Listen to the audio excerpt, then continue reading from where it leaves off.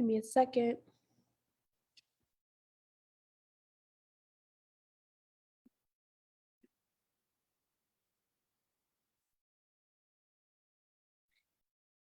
Hi, good afternoon. This is Yadi Ortiz, Pre-Health Dreamers Director, coming to you from California.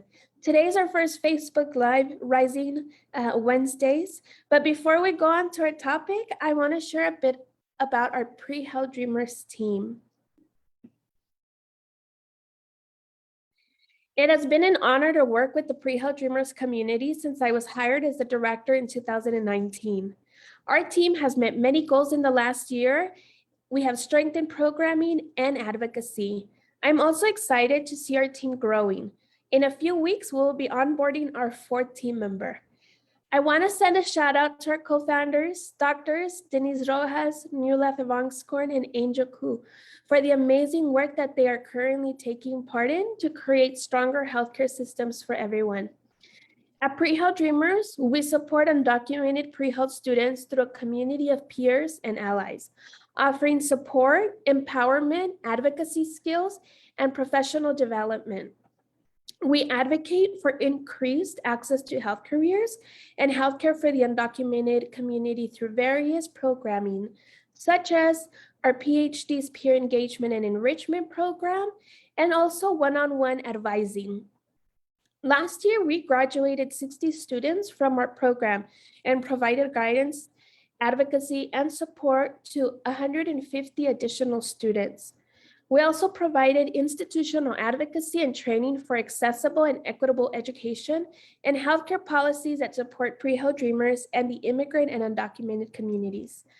In the last year, we have worked with several schools to create accessible and welcoming programs for undocumented students.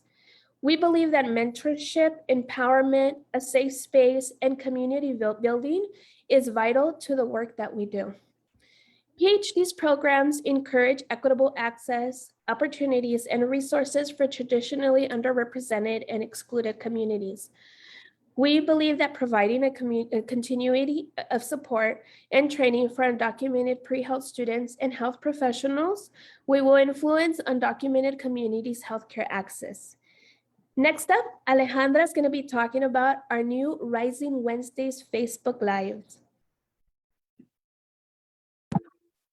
Hi everyone, I'm Ale. I am so glad to be here as part of the staff. My new title is a Training and Advocacy Assistant. And what I hope to be able to do is impart all the knowledge that I've accrued over the years, all the advocacy work that I've been doing for my community, and share that with you so that you're able to advocate for yourself and your communities. So with Rising Wednesdays, we want to help facilitate that. A lot of the information that you may gain at conferences or different webinars might not exactly apply to your situation. You will always have questions about, what does that mean for undocumented students? What does that mean for DACA students? Well, here we'll be giving those resources that will give you the tailored information that you need. We'll be able to answer any questions, and during these short 20-minute sessions with you, we'll hope to answer any questions live. So please feel free to type in any questions as they come up. I'm so excited to be here with all of you. You belong in these spaces. We need to make sure that you have all the resources available to you so that you're advocating for yourself. Unfortunately, that might be the case where you're doing the educating to your school. And so we want you to have resources around financial literacy, about the timeline of applying to different programs. So next Wednesday, please be on the lookout for our next webinar in which we'll be discussing the differences between MD programs, PO programs, and PA programs.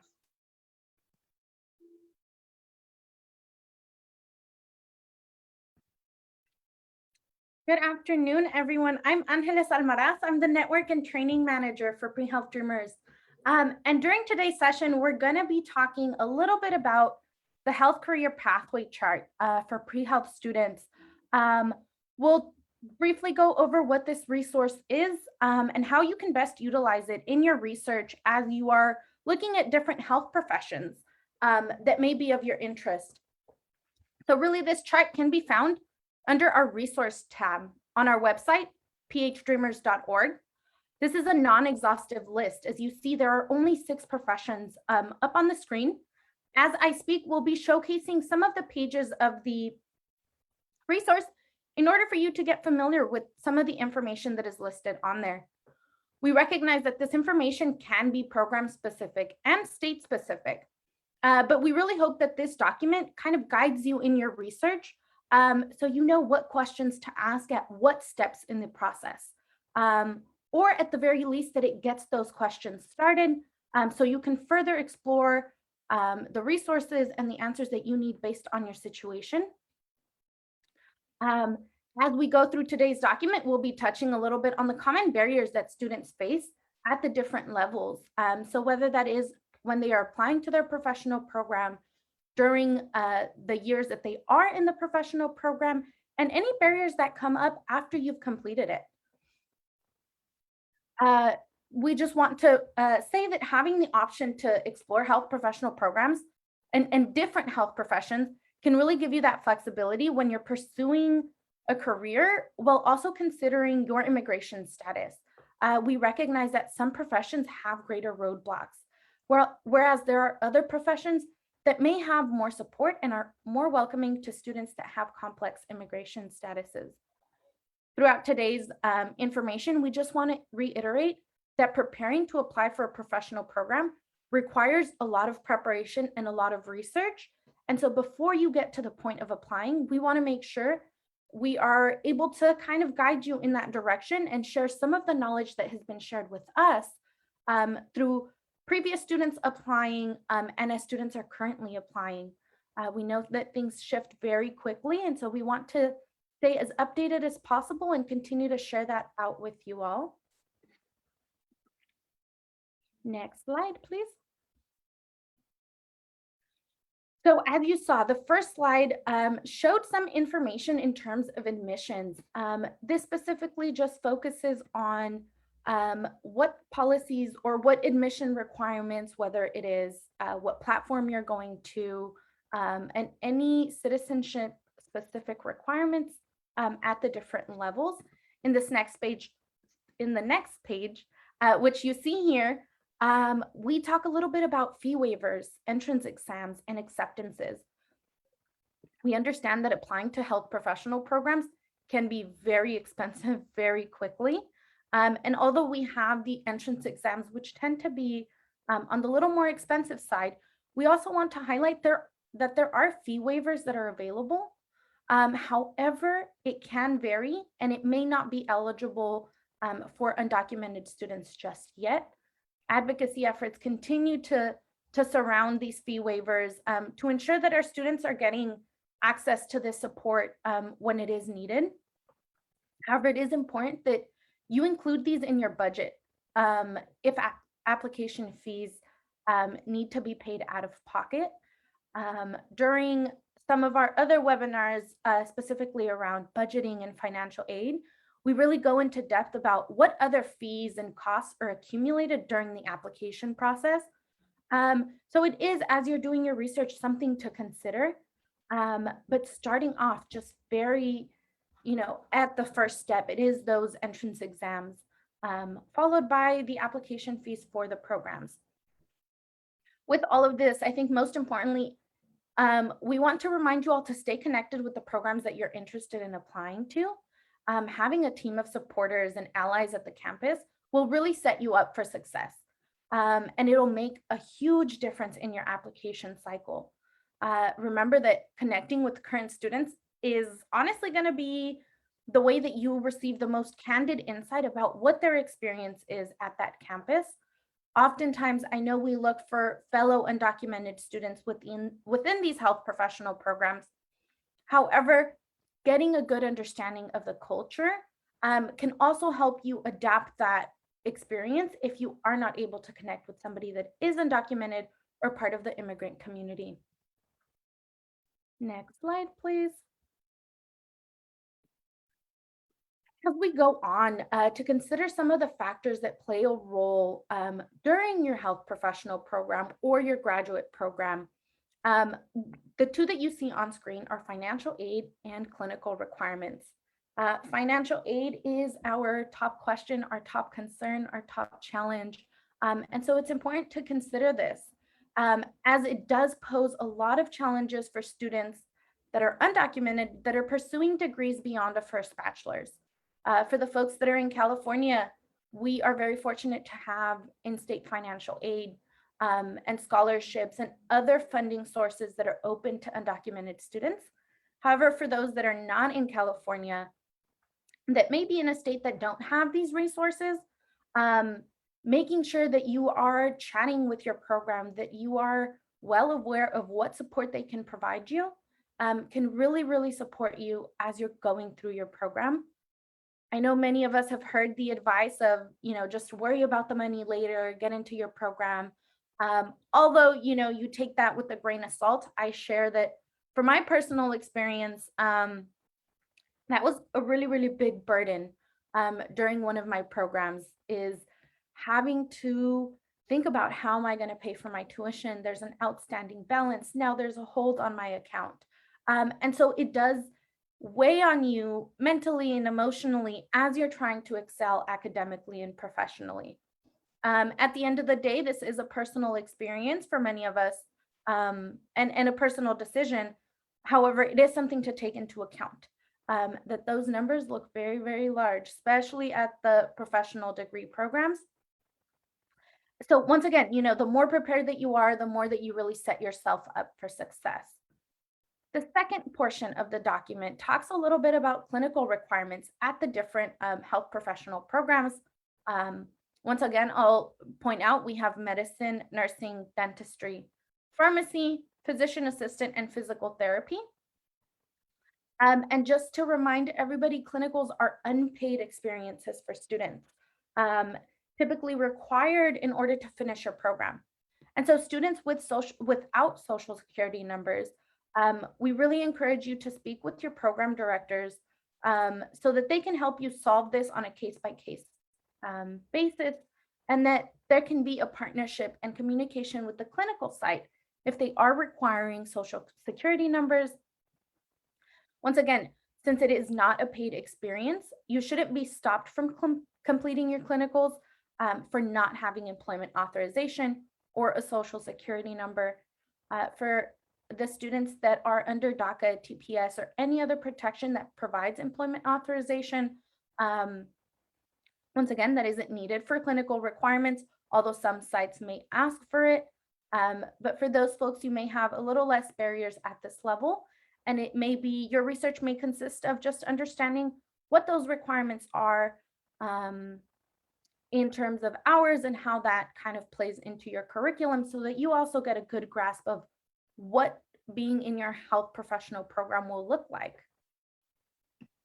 And can I add a little bit more, Angeles? Absolutely. Yeah, and I also just want to add, just like Angeles had stated, for individuals that don't have social security numbers, Angeles is very right. It should not stop you from completing your clinicals and your programs such as nursing or any type of other unpaid experience that you need to complete to receive your degree. So you really need to connect with the campuses, especially earlier on, so that as a team, there can be solution-oriented conversations that include the clinical side. Sometimes it does take time to change processes, because that's probably what they're going to have to do, and just become more understanding and aware of what policies are in California. So yeah, just like Angeles stated, it's really important to have those conversations earlier than later. Also, another thing that I just want to remind individuals is that even though there is financial aid in the state of California for undocumented students through the California Dream Act, once you graduate from your undergraduate degree, once you get your BA or your BS, it gets a little bit more difficult, even in public institutions. So at the graduate level, you may qualify a little bit more for institutional aid. Some campuses may have institutional loans. However, the higher you get, whether it's graduate level and especially at the professional program level, financial aid is going to be a little bit even more difficult to reach or to obtain. And so again, it's really important that you contact the schools. Even here in California, especially if they're private institutions, even public institutions, to find out what their institutional aid looks like and what kind of support they're going to have for a student that has that financial need at the graduate and professional program level, because the California Dream Act will no longer suffice at those levels. Gracias, Yari, for elaborating on that and providing just a little bit more information. Again, this is just a brief overview. Really, these conversations are, hour-long workshops on their own. So as we're speaking, I really want to welcome folks. If you're watching and you have any questions that are specific to this information or specific to your situation, that you type them in the comments section or that you email us so that you can get connected with a staff member that can really help you out. As we go on to the next page and the final page in this document, we're really looking at any barriers or steps you have to take after you've completed your program. That is, you have completed the full, whether it is 4 years, 3 years, so on and so forth, of the educational component of your program and are going into some postgraduate training. We just talked about clinical trainings, which are non-paid trainings. At the postgraduate level, these can be anything like residencies, specialties, anything that requires training beyond kind of the education that you have received. At this level, they are paid and require employment authorization. For a DACA, our TPS, and any other students that are under any protection that provides employment authorization, this does not pose a barrier just in terms of applying to the programs and being hired as a resident or as a specialist in training or as an intern.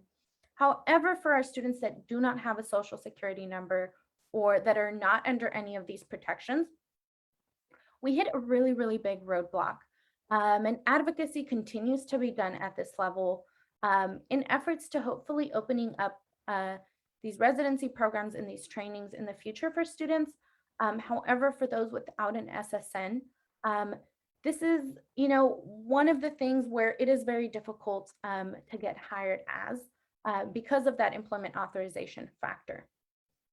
So something to take into account as you are exploring these different health professionals is down the road in terms of training, what is that need? I do want to point out that there are some professions that don't require this residency program. So the one example you'll see on screen is that of dentistry. There is the option to specialize in any field. However, completing your dental program, you can begin to practice in the field without having to do specialist training or residency training thereafter. So this is one of the options that really does open up for our students that do not have an SSN. The example for medicine that does require that residency training tends to pose a bigger challenge. With our licensure, once again, for the folks that are in California, undocumented individuals are able to obtain their professional licenses as long as they've completed all the training and the academic requirements to apply for it. There are some states that have similar policies and legislation in place that support undocumented individuals. However, once again, this goes on a state-by-state basis. So we really, really encourage you, if you're outside of California, to do some of that research, to reach out to us if you have any questions in terms of where you can find this information.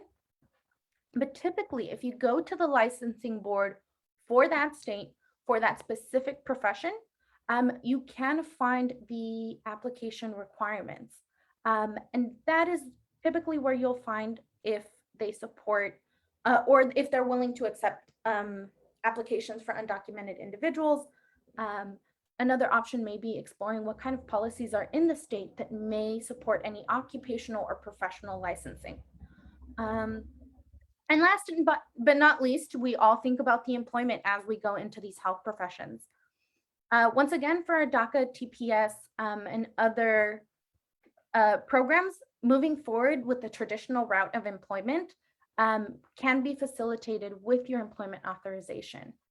For our individuals that don't have an SSN, it does require exploring and researching some income generating options.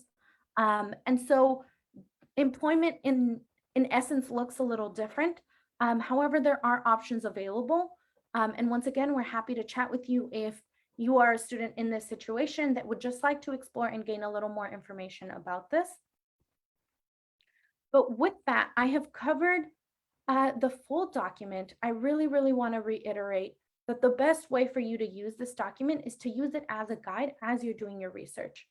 Even though I've gone through it very quickly, the information within the document is also relatively brief. And so it gives you kind of that first step or that like starting place for your research. We also recognize that different students have different situations. They may have different barriers.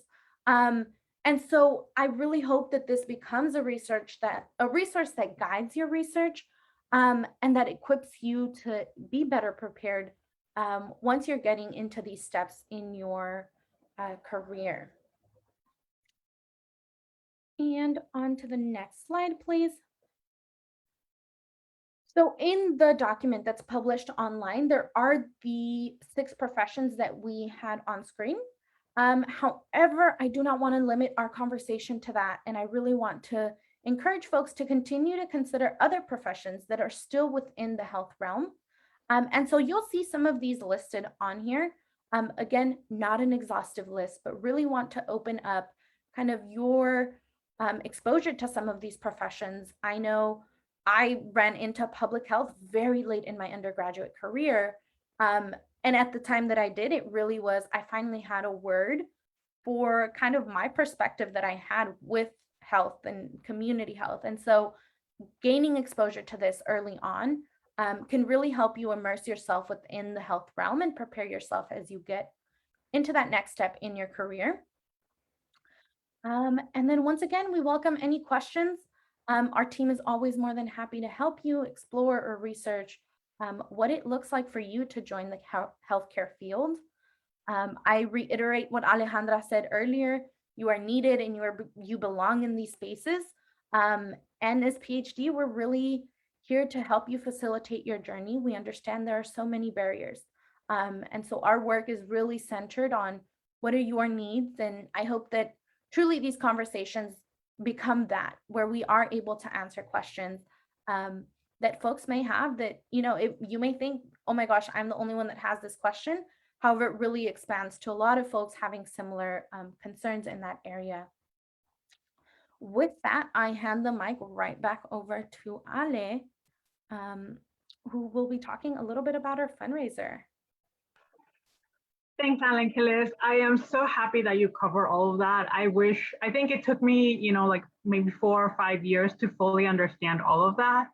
And along the way, it was very isolating. I didn't really have anybody to turn to or talk to or express my frustration. But let me tell you, like with Pre-Health Dreamers, this is the place where we have the full power of an organization, like a national network. And so all the individual advocacy that I try to do is nothing compared to what we can do together. And we're really excited about all the information that we can share with you. And I'm so grateful to be part of the team. And it's actually thanks to last year's fundraiser that we were able to grow as an organization. So I'd like to personally thank all the generous donations from last year and invite you to come back for this year's fundraiser. It will be December 11th, 2021, 4 p.m. to 6 p.m. We'll have wonderful speakers, we'll have music, poetry. I am so excited for you all to join and be able to recognize all the wonderful people that have made this organization grow over the almost decade that we've been going. So if you are able to, we'd really appreciate if you could sponsor us or fundraise for us. We have some information and links below, and please RSVP to our fundraiser this year. We look forward to seeing all of you.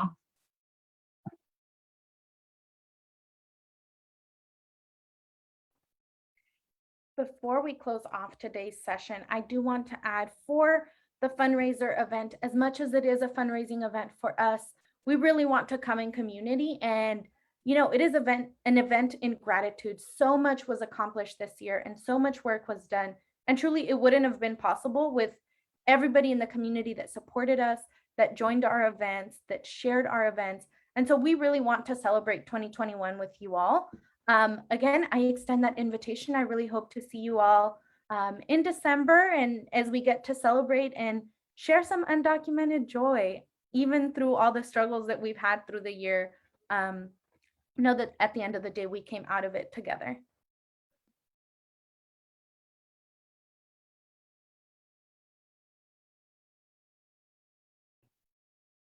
And I just want to go ahead and close us off. Thank you, both Angeles and Alejandra, for just providing the information that you did. And I just want to invite everybody to continue to visit with us every Wednesday at 12 o'clock for our Rising Wednesdays with the PhD family. We hope to bring more resources to you, more information that is really, we have this information in-house, and we really feel that it's vital for everybody for the information to be put out there, so that both students, educators, decision makers, administrators at campuses can hopefully find this information. Hopefully it's accessible for everybody, so that together we can go ahead and be change makers at institutions for undocumented student success. And thank you, and see you next Wednesday.